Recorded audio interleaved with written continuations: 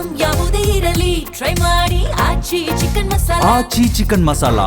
ಮಧ್ಯಪ್ರಾಚ್ಯದ ಯುದ್ಧದ ಪರಿಣಾಮದಿಂದಾಗಿ ಪ್ರಪಂಚದಾದ್ಯಂತ gas cylinder ಸಮಸ್ಯೆ ಉಂಟಾಗಿರುವಂಥದ್ದು. ಅದರಲ್ಲೂ ಪ್ರಮುಖವಾಗಿ ಹೋಟೆಲ್ ಉದ್ಯಮಕ್ಕೆ ದೊಡ್ಡ ಹೊಡೆತ ಬಿದ್ದಿರುವಂಥದ್ದು. ಯಾಕಂದರೆ ಪ್ರತಿನಿತ್ಯ ಸಾವಿರಾರು ಜನರಿಗೆ ಒಂದು ಅಡುಗೆ ಅಥವಾ ತಿಂಡಿಯನ್ನು ಮಾಡಬೇಕಾದಂಥ ಒಂದು ಪರಿಸ್ಥಿತಿಯಲ್ಲಿ ಹೋಟೆಲ್ ಮಾಲಕರು ಸಾಕಷ್ಟು ಸಮಸ್ಯೆಯನ್ನು ಎದುರಿಸ್ತಿರುವಂಥದ್ದು. ಅದರಲ್ಲೂ ಪ್ರಮುಖವಾಗಿ ಕರಾವಳಿಯ ಪ್ರಸಿದ್ಧ ದೇವಾಲಯಗಳಲ್ಲೂ ಈ ಒಂದು ಗ್ಯಾಸ್ ಸಿಲಿಂಡರ್ ಸಮಸ್ಯೆ ತಲೆದೂರಿತ್ತು. ಆದರೆ ಕೃಷ್ಣನಾಡು ಉಡುಪಿಯಲ್ಲಿ, ಅದರಲ್ಲೂ ಪ್ರಮುಖವಾಗಿ ಕೃಷ್ಣ ಮಠದಲ್ಲಿ ಈ ರೀತಿಯ ಈ ಸಮಸ್ಯೆ ಯಾವುದೇ ಒಂದು ಪರಿಣಾಮ ಬೀರಿಲ್ಲ ಅಂತಲೇ ಹೇಳ್ಬೋದು. ಯಾಕಂದರೆ ನಾವು ಚಿತ್ರಣವನ್ನು ಗಮನಿಸ್ಬೋದು.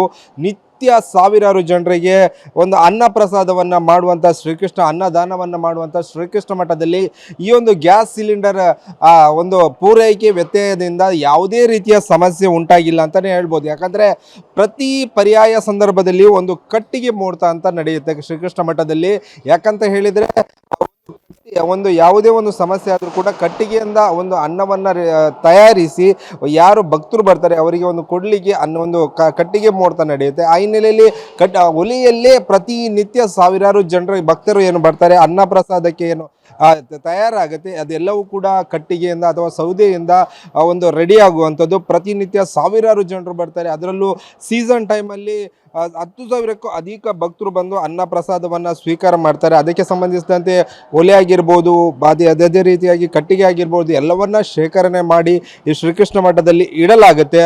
ಸದ್ಯ ಈ ಒಂದು ಕಮರ್ಷಿಯಲ್ ಗ್ಯಾಸ್ ಸಿಲಿಂಡರ್ ಸಮಸ್ಯೆಯಿಂದಾಗಿ ಯಾವುದೇ ರೀತಿಯ ಸಮಸ್ಯೆ ಉಂಟಾಗಿಲ್ಲ ಅಂತಲೇ ಹೇಳ್ಬೋದು. ಯಾಕಂದರೆ ಪ್ರತಿನಿತ್ಯ ಸಾವಿರಾರು ಜನ ಭಕ್ತರು ಬರ್ತಾರೆ. ಅದರಲ್ಲೂ ಪ್ರಮುಖವಾಗಿ ಮಧ್ಯಾಹ್ನದ ವೇಳೆಯಲ್ಲಿ ಸಾಕಷ್ಟು ಭಕ್ತರು ಬರ್ತಾರೆ.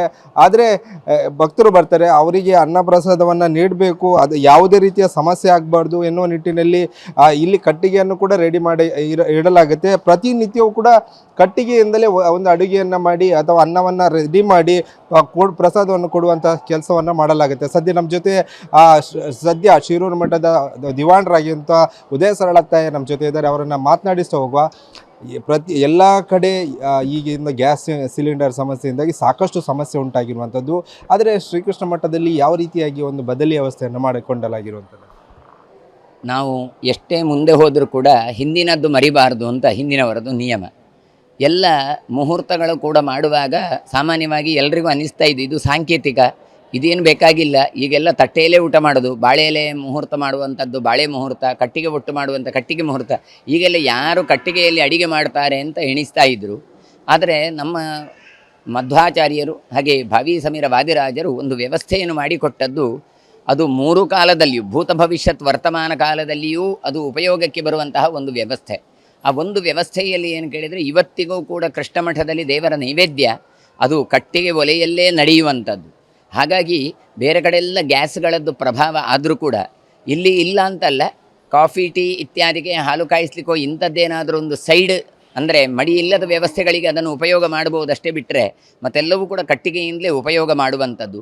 ಎಷ್ಟು ಮುಂದಾಲೋಚನೆ ಮಾಡಿದ್ದಾರೆ ಕೇಳಿದರೆ ಮಠಗಳಲ್ಲಿ ಆ ಕಟ್ಟಿಗೆಯನ್ನು ಬೆಳೆಸಲಿಕ್ಕೆ ಜಾಗ, ಅವುಗಳನ್ನು ತುಂಡು ಮಾಡಿದರೂ ಕೂಡ ಮತ್ತೆ ಚಿಗುರುವ ವ್ಯವಸ್ಥೆ ಇದೆಲ್ಲ ಮಾಡಿಕೊಟ್ಟಿದ್ದಾರೆ. ನಮ್ಮ ಶಿರೂರು ಪರ್ಯಾಯ ಈಗ ನಡೀತಾ ಇರುವಂಥದ್ದು ಶ್ರೀ ವೇದವರ್ಧನ ತೀರ್ಥ ಶ್ರೀಪಾದರ ಪ್ರಥಮ ಪರ್ಯಾಯ. ಈ ಕಾಲದಲ್ಲಿ ಕಟ್ಟಿಗೆ ಮುಹೂರ್ತ ಅಂತ ಎನ್ನುವಂಥದ್ದು ಸಾಂಕೇತಿಕವಾಗಿ ಮಾತ್ರ ಮಾಡದೆ ನಾವು ನಮ್ಮ ಮಠದಲ್ಲೇ ಬೆಳೆದಂತಹ ಕಟ್ಟಿಗೆಗಳನ್ನು ಸುಮಾರು 25ರಿಂದ 30 ಲೋಡ್ ಕಟ್ಟಿಗೆಯನ್ನು ಹಿಡ್ಕೊಂಡು ಬಂದು ಅದನ್ನು ಪೇರಿಸಿ ಇಟ್ಟಿದ್ದೇವೆ. ಆ ಇಡುವ ಸ್ಟೈಲು ಕೂಡ ಅದು ಕಟ್ಟಿಗೆಯ ರೂಪದಲ್ಲಿ ಅಂದರೆ ರಥದ ರೂಪದಲ್ಲಿ ಇಡಲಾಗಿದೆ. ಇದರಿಂದಾಗಿ ಯಾವುದೇ ಗಾಳಿ ಬರಲಿ ಮಳೆ ಬರಲಿ ಅದು ಏನು ಹಾಳಾಗದಾಗೆ ಅಥವಾ ಅದು ವ್ಯರ್ಥ ಆಗದಾಗೆ ಅಂತಹ ಒಂದು ರಚನೆ ಮಾಡಿದ್ದೇವೆ. ಅದು ಈಗ ನಾವು ಇಟ್ಟಿದ್ದೇವೆ. ಅದು ಆಪತ್ಕಾಲೀನ. ಮತ್ತೇನು ಕೇಳಿದರೆ ಅದಲ್ಲದೆ ಬೇರೆ ಬೇರೆ ನಮ್ಮ ಜಾಗಗಳಿಂದ ಕಟ್ಟಿಗೆಯನ್ನು ತಂದು ಅಲ್ಲಿಂದ ಅಡಿಗೆಯನ್ನು ನಾವು ಮಾಡ್ತಾ ಇದ್ದೇವೆ. ಅದಕ್ಕೋಸ್ಕರ ಚೇರ್ಕಾಡಿ ಎನ್ನುವಲ್ಲಿ, ಕುದಿಗ್ರಾಮದಲ್ಲಿ, ಶಿರೂರಿನಲ್ಲಿ, ಬೈರಂಪಳ್ಳಿಯಲ್ಲಿ, ಹಾಗೆ ಪಾಪೂಜೆಯಲ್ಲಿ, ಮಣಿಪಾಲದ ಕುಂಟಲಕಾಡು, ಹೀಗೆ ಬಹಳಷ್ಟು ಜಾಗವನ್ನು ಅದಕ್ಕೋಸ್ಕರವೇ ಅದನ್ನು ಮೀಸಲಾಗಿ ಇಡಲಾಗಿದೆ. ಆ ಕಟ್ಟಿಗೆಯನ್ನು ಕಡಿಯುವಾಗಲೂ ಅಷ್ಟೇ ಸ್ವಲ್ಪ ಬುಡವನ್ನು ಬಿಟ್ಟು ಆಮೇಲೆ ಕಡಿತೇವೆ. ಮತ್ತೆ ಅದು ಚಿಗುರತ್ತೆ. ಅದು ಮತ್ತೆ 32-36 ವರ್ಷ ಆದ ನಂತರ ಮತ್ತೆ ಅದೇ ಮರಗಳು ನಮಗೆ ಕಡಿಲಿಕ್ಕೆ ಸಿಗ್ತದೆ. ಒಂದು ಗಿಡವನ್ನು ನೋಡಿ, ಆ ತುಳಸಿ ಇರ್ಬೋದು, ಹೂ ಇರ್ಬೋದು, ಅದನ್ನು ಕೊಯ್ತಾ ಇದ್ದರೆ ಮಾತ್ರ ಅದು ಚಿಗುರತ್ತೆ. ಹಾಗೆ ಕಾಡುಗಳು ಕೂಡ ಹಾಗೆ, ಅದನ್ನು ಮೇಂಟೈನ್ ಮಾಡದೇ ಇದ್ದರೆ ಅವುಗಳಷ್ಟು ಬೆಳೆಯೋದಿಲ್ಲ.